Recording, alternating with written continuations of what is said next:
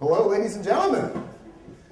Okay, a long time ago, in a township far, far away, Upper Darby to be exact, 13 miles, my father returned home from a trip to the south. And he came home right before 4th of July with a bunch of firecrackers. Now, nothing exciting, just the tiny ones that you light off. He came home, he brought some for himself, and he brought some home for our neighbor who's a police officer. So on 4th of July, we had a kind of a block party type deal. My father and the neighbor who's a police officer decided to light the fireworks off. And my mother was having none of that shit. So she ran up to my husband, my dad. Dad, I love you, it's kind of pissed. So she goes up to my dad, and I'm in tow because I'm only 6 years old. She's like, Bill, when you are done, I want you to get rid of those fireworks. I don't want them in my house. My dad's like, yeah, I'll do that. No problem, honey, no problem. Fast forward to August of 1989.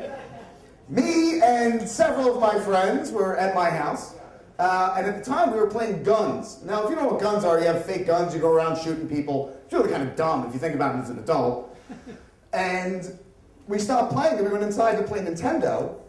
But my brother Dan went downstairs in my father's basement and found some fireworks. So what did he do? He ran upstairs and gave them to my two pyromaniac friends, John and Andrew. You know, the two guys who always have lighters at 13, and you're like, why do you have that shit? Like, you're way too young, you know? So it was myself, the two Skamuffa brothers, my friend Andrew, my friend John, and my brother. Now, he comes upstairs and hands these fireworks to two degenerates, and they go, let's go outside. So I said, okay.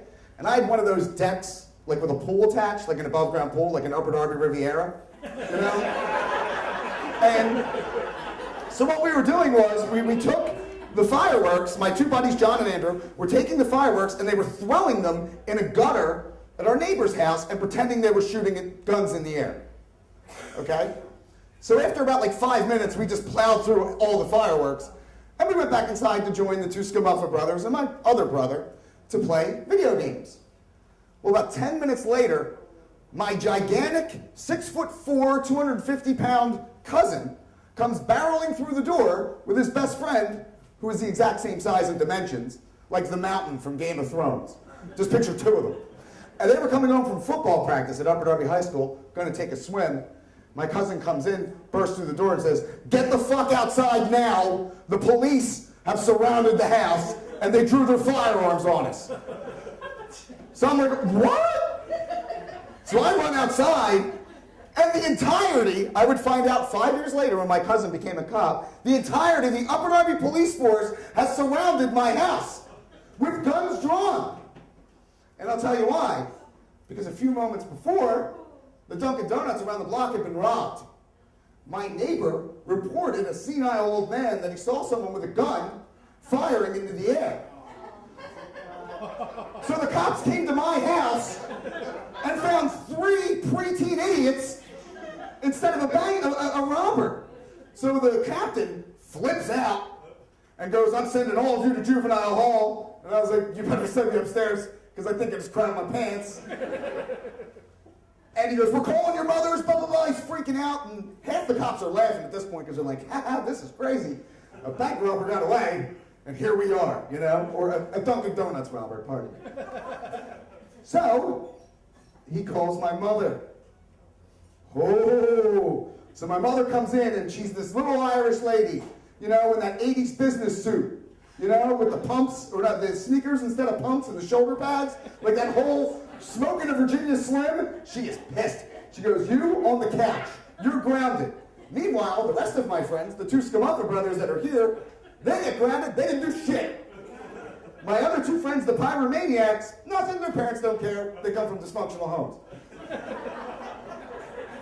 So she calls my father and tells him to come home, and my dad comes home with a bouquet of flowers. And he walks in and says, hey, gorgeous. She goes, cut the shit and sit down. You, to me, outside. So I can hear them. I'm sitting outside by the door like this. I'm like, oh my God, man. Like, this is crazy. We're gonna die. Like, Irish women are scary. Like, I never saw my mom this mad.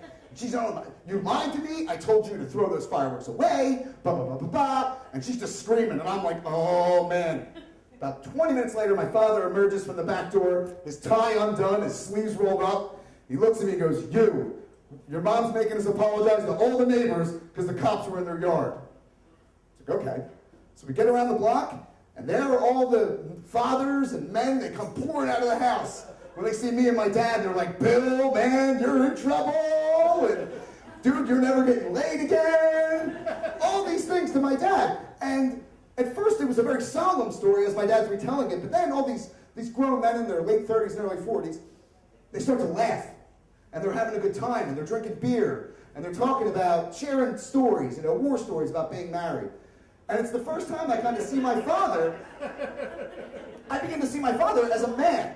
As a guy. No longer this mythic guy who makes me like brush my teeth and do my homework, but like a dude. My dad's a dude. He's supposed to drink beer, blow shit up, get laid, stay out of the crosshairs of his wife, But that's it. So finally, after the last beers have been drunk and the last stories have been said and all the fathers disperse back to their homes, my father puts his arm around me, we begin to walk home, and he goes, son, did you learn your lesson? And I said, yeah, Dad, I shouldn't be playing with fireworks. And he goes, yeah, you know what, I learned my lesson too.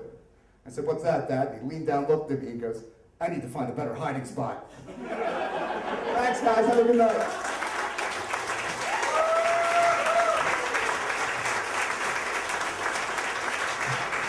Everybody.